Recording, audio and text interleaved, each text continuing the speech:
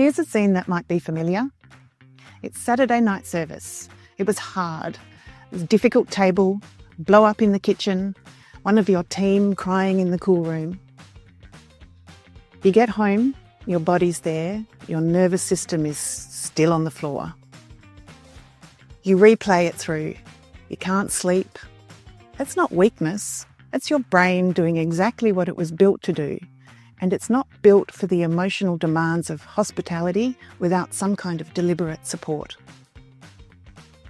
So this is where emotional regulation comes in. Emotional regulation is a process that we can use to manage and respond to emotional experiences in ways that are appropriate for the situation.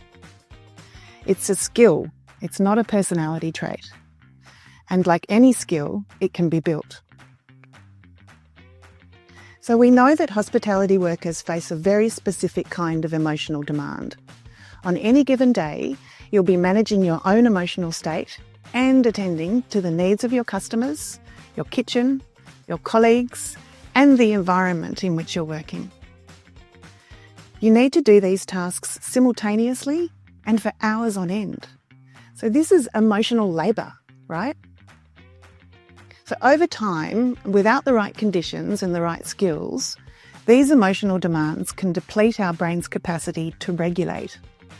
And when that happens, automatic reactions like frustration and anger, for example, can prevail in your reactions. And the signs from your co-workers and the environment around you can be misread.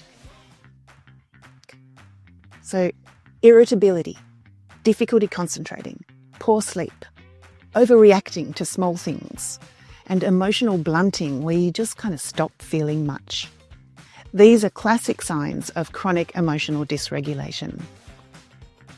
In hospitality, they're almost universal, and they almost always get labelled as attitude problems. They aren't attitude problems. They're what happens to a nervous system that hasn't had enough recovery. So here's the leadership implication. A dysregulated leader dysregulates their whole team. This is not opinion, it's neuroscience. So what does the evidence say actually helps? It's not an app, and it's not a poster in the staff room.